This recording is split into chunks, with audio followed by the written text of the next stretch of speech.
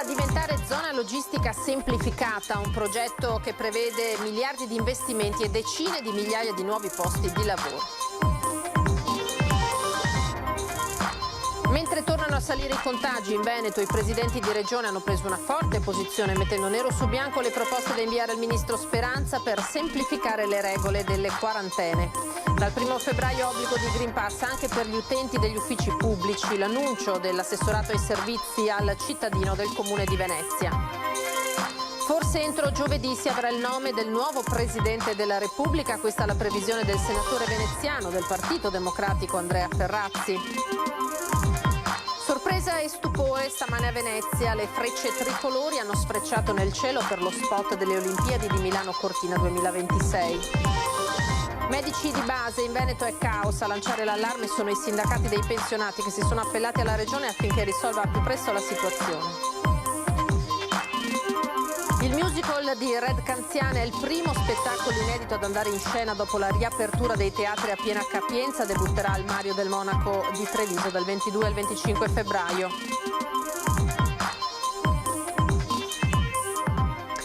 Buonasera, ben ritrovati in diretta edizione di Venezia dei nostri telegiornali. E dunque avete sentito, Venezia si appresta a diventare zona logistica semplificata, un progetto che prevede di portare investimenti sull'ordine dei miliardi e decine di migliaia di nuovi posti di lavoro. A Roma un nuovo passo avanti nel progetto. Investimenti economici per 2 miliardi e mezzo di euro in 10 anni, 177.000 nuovi posti di lavoro, incremento dell'export del 40% e dell'8,5% del traffico portuale. Sono cifre da capogiro, quelle che secondo le stime indicate nel piano di sviluppo strategico potrebbero mettersi presto in moto con l'istituzione della zona logistica semplificata Porto di Venezia Rodigino, il cui protocollo d'intesa è stato sottoscritto dal presidente della regione Zaia con il ministro per il Sud e la coesione territoriale Mara Carfagna. Per Venezia e altri 15 comuni della provincia di Rovigo si aprono scenari fortemente favorevoli. Diventeranno aree molto attrattive per le imprese perché saranno zone con una fiscalità particolare, saranno proprio, questo è forse l'aspetto più interessante, avranno una fiscalità diversa, molto più interessante rispetto al resto del territorio. Potranno essere destinatarie di risorse regionali, governative, europee, insomma diventa, e poi le agevolazioni burocratiche, quindi sappiamo la burocrazia quanto pesi nella nostra impresa, ecco, anche questo è l'altro aspetto interessante. Lo stato di avvio della zona logistica semplificata Porto di Venezia Rodigino potrebbe avvenire entro la fine dell'anno e rappresentare tra l'altro quel rilancio in grande stile che Porto Marghera attende da anni. Lei mi dà la possibilità di urlare a chi ci sta seguendo, soprattutto ai parlamentari veneti, la necessità vitale di rifinanziare la legge speciale per Venezia. Abbiamo bisogno di risorse fresche e nuove per mettere in atto tutti quegli interventi che servono per mettere in asse Porto Marghera, la laguna. Che genere di imprese lei vede un domani nell'area di Porto Marghera? Noi siamo convinti che una delle energie del futuro sarà l'idrogeno. Ecco, io immagino Venezia che accoglie questo tipo di iniziative, questo tipo di impresa. Ora l'emergenza Covid, tornano a salire i contagi in Veneto, 24.312 nuovi positivi nelle ultime 24 ore, pesante anche il bilancio delle vittime riportato dalla regione, 53 decessi e purtroppo tornano a salire anche i ricoveri, 125 in più in area non critica e 7 nuovi pazienti in terapia intensiva. Intanto stamattina a Roma i presidenti delle regioni impegnati nelle elezioni del Capo dello Stato si sono incontrati per mettere nero su bianco le proposte da inviare al ministro Speranza per semplificare le regole delle quarantene. Sentiamo. Abbiamo avuto un'importante riunione con i colleghi presidenti, si è confermata la linea che già dal Veneto abbiamo sempre proposto di adottare le direttive dell'ECDC, ovvero del organismo europeo per la prevenzione e la cura delle malattie, che ci dice di concentrarci sui cittadini sintomatici, cioè su coloro che hanno sintomi. La pandemia e la gestione delle quarantene al centro dell'incontro a Roma tra i presidenti delle regioni.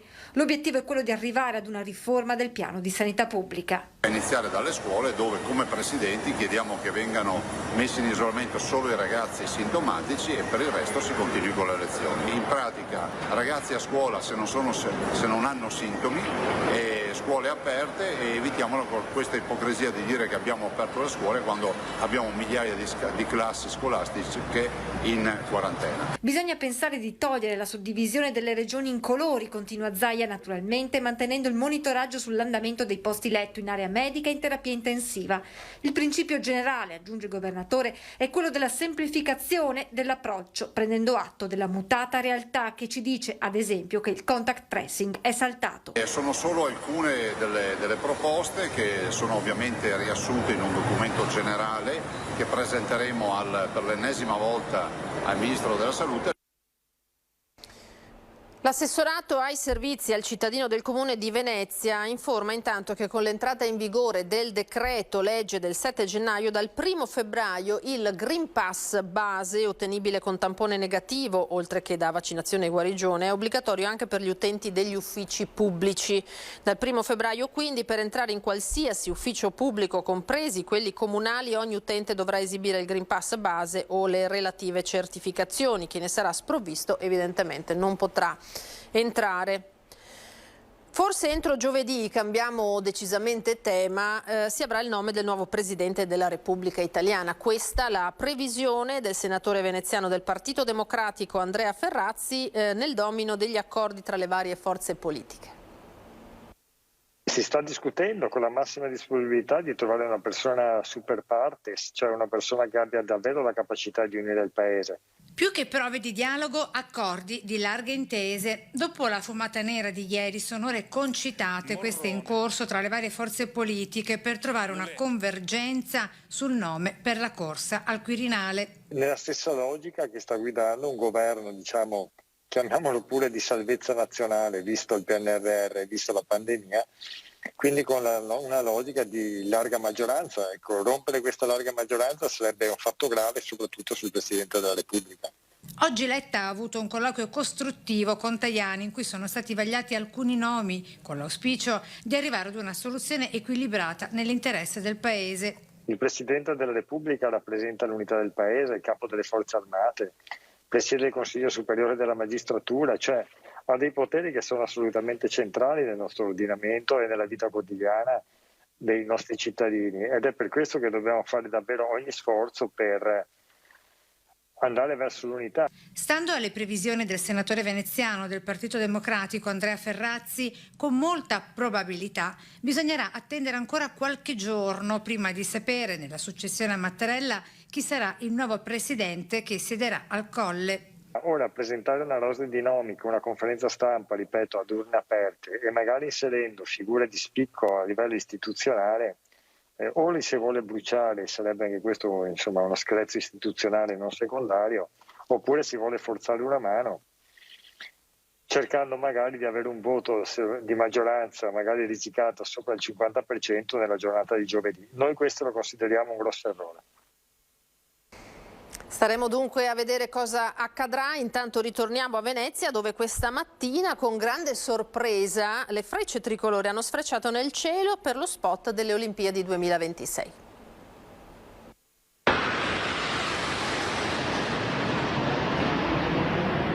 Tutti col naso all'insù. Questa mattina molti veneziani non capivano che cosa stesse succedendo, tanto che molti, allarmati per il frastuono, hanno chiamato le forze dell'ordine. Poi il mistero si è svelato. Era la scia tricolore della pattuglia acrobatica dell'aeronautica militare che ha colorato il cielo di Venezia. Per Venezia è sempre un grande onore ospitare le frecce, c'è una bellissima amicizia, ormai è qualche anno che sono un appuntamento importante della nostra città in occasione di alcune celebrazioni importanti come il Salone Nautico, Venezia 1600 o altre iniziative. Le frecce tricolori hanno sfrecciato sopra il ponte di Rialto e la chiesa di San Giorgio Maggiore per segnare il primo appuntamento del percorso in preparazione alle Olimpiadi invernali di Milano Cortina 2026. Sono qui a Venezia per girare un importante video promozionale su Milano Cortina per le Olimpiadi invernali di Milano Cortina, in cui Venezia ovviamente ha un ruolo importante perché sarà parte di questo grande triangolo che da Milano arriva a Cortina e si congiunge con Venezia.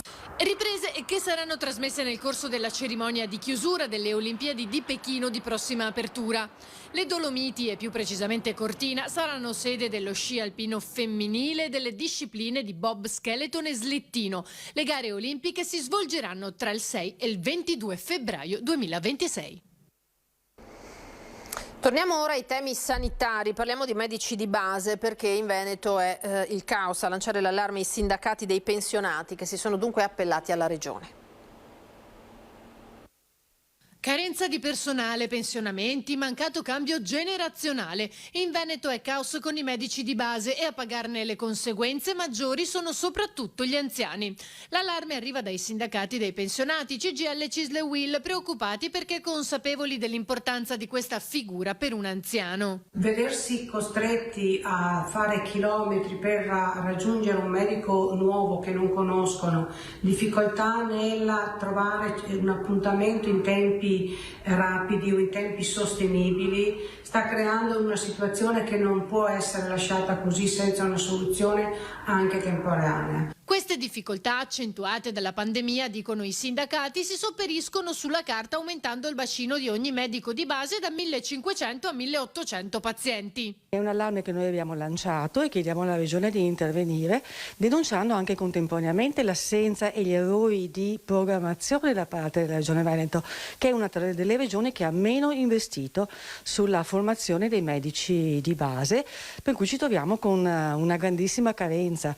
C'è una ricerca dell'IRES recente, insomma, dei mesi scorsi, che aveva evidenziato già quante erano le zone carenti in Veneto di medici di base e come in Veneto l'età media dei nostri medici sia molto elevata e il pensionamento non è un evento straordinario. SPI, FNP e WILP quindi chiedono di partecipare al tavolo di confronto che la Regione aprirà sulla medicina territoriale. Bisogna urgentemente investire nella sanità del territorio e realizzare le medicine di gruppo, che sono una risposta organizzativa che consente di rendere più efficiente anche il lavoro dei medici, sviluppando le professionalità, investire sull'infermiere di famiglia che può svolgere un ruolo importante e sostanzialmente utilizzare le risorse del PNRR per rafforzare la sanità pubblica nel territorio, perché non si capisce come non abbiamo medici nella sanità pubblica, ma le strutture private invece i medici ce li hanno.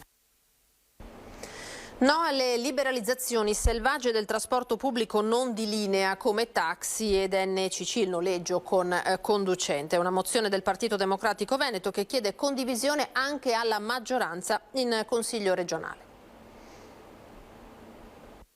La liberalizzazione selvaggia non fa bene a nessuno, tantomeno una regione come la nostra che vede un popolo virtuoso impegnato a fare imprese e a dare servizi ai cittadini, spesso anche avanti a quelli che sono i requisiti che il governo stesso chiede in questa manovra.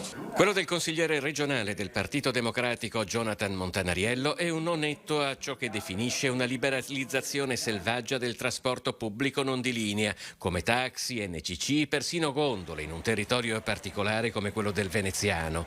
Montanariello è primo firmatario di una mozione sottoscritta dalle colleghe Francesca Zottis e Anna Maria Bigon che riguarda il decreto legge sulla concorrenza, in particolare l'articolo 8 di cui si domanda lo stralcio, chiedendo al Veneto di farsi sentire nella conferenza Stato-Regioni. A pagare i costi ancora una volta di un'apertura selvaggia sarebbero la piccola e media impresa veneta da una parte, nel caso della nostra regione, e i cittadini dall'altra, che dovrebbero andare a confrontarsi con un servizio dove gli enti locali non hanno modo di regolamentare in qualche modo le tariffe e di poter avere il controllo dello stesso. Esistono motivi oggettivi per cui il servizio di taxi è solitamente escluso dai processi di liberalizzazione, spiega Montanariello.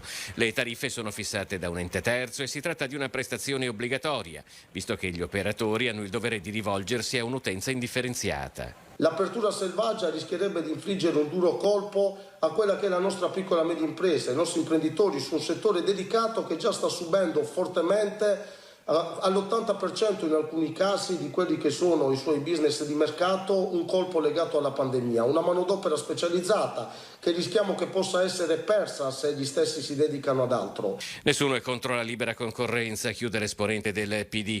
Con questa mozione chiediamo venga eliminato l'articolo 8 ed emanata una specifica disciplina per le piattaforme di intermediazione tecnologica per combattere in maniera veramente efficace l'abusivismo, tutelando operatori ed utenti.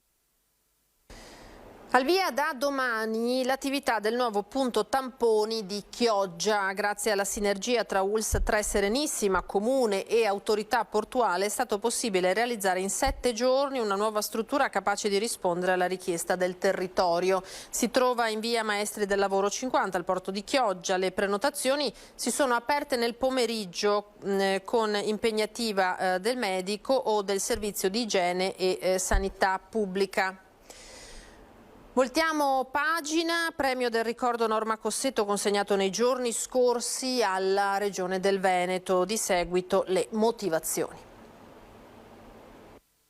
Accomunati da identità, lingua, storia e ricordo, la motivazione in breve con cui nei giorni scorsi il presidente Luca Zaia ha ricevuto il premio del ricordo dedicato a Norma Cossetto, istriana e studentessa all'Università di Padova, torturata, violentata, uccisa e gettata nella foiba di Villa Surani.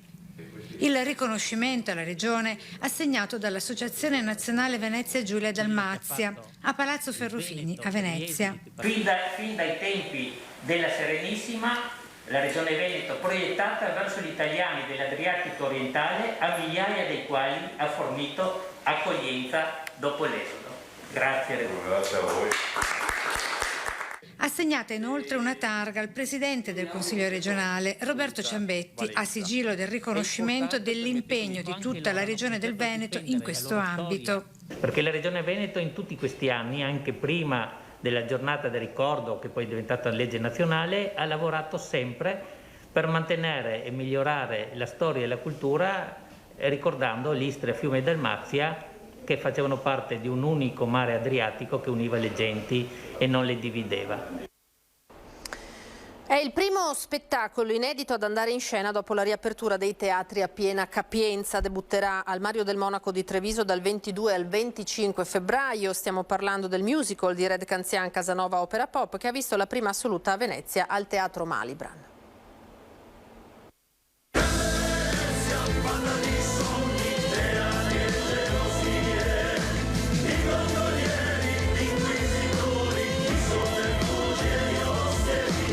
Grande successo al Teatro Malibran di Venezia per Casanova Opera Pop, il musical teatrale concepito, composto e prodotto dal musicista trevigiano Red Canzian e tratto dal best seller di Matteo Struccul, Giacomo Casanova, La sonata dei cuori infranti, con la regia di Emanuele Gamba. Io vi conquisterò portandovi in alto fino a dove non immaginate. È la storia di Giacomo Casanova al rientro dall'esilio. 2 ore di spettacolo in 2 atti, 35 brani inediti, 120 costumi, oltre 30 cambi scena, con rappresentati tra gli altri un suggestivo bacino di San Marco con le sue gondole, la Scala del Bovolo e la Basilica di San Marco in festa, animata da giocolieri e grandame di corte.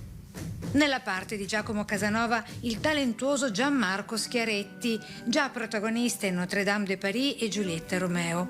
Accanto a lui nella parte dell'incantevole voletiva Francesca Erizzo, destinata a conquistarne il cuore, la giovane già affermata Angelica Cinquantini, volto familiare della fiction televisiva.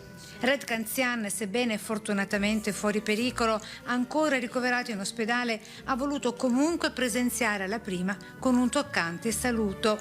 Stasera purtroppo per un problema di salute non posso essere lì con voi, anche se il mio cuore, vi assicuro, è proprio lì.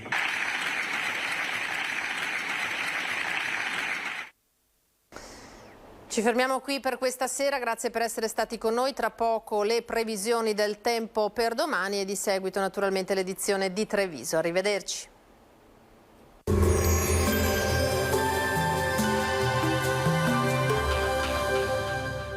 Approfitta dell'ecobonus 50% e sostituisci i tuoi serramenti. Soluzioni SRL a San Donà di Piave. Contattaci per un preventivo gratuito. Bentrovati al meteo. Anticiclone sull'Italia, tempo stabile ma con alcune insidie, nebbie anche fitte e problema smog. Il dettaglio di mercoledì 26 gennaio. Sul Veneto cielo in prevalenza nuvoloso in pianura con nebbie diffuse, in parziale dissolvimento in mattina e localmente in nuova formazione di sera. In montagna e sulle prealpi maggiori schiarite in giornata. Prosegue la fase siccitosa, le ultime precipitazioni degne di nota a livello regionale risalgono infatti a inizio gennaio ed ecco che dovremo fare i conti anche con l'elevata concentrazione di sostanze inquinanti nei bassi strati dell'atmosfera. Quella di mercoledì sembra proprio essere la giornata peggiore in pianura padana. Un graduale miglioramento poi dovrebbe avvenire giovedì quando si avrà un certo rimescolamento dell'aria. Ma diamo uno sguardo alle temperature. Le minime saranno comprese tra -2 e 2 gradi, massime invece sui 3-5 gradi. Spostiamoci ora sul Friuli Venezia Giulia, qualche nube al mattino ma non sono previste piogge, ampio soleggiamento a seguire. Temperature minime tra -1 e 2 gradi, massime sui 4-7 gradi. Infine diamo uno sguardo alla situazione del Trentino Alto Adige, dove avremo un ampio soleggiamento dappertutto, il cielo risulterà terso e limpido. Temperature minime intorno a -1 grado, massime sui 9-11 all'incirca. Dal meteo di Antena 3 per ora è tutto, grazie per l'attenzione, arrivederci.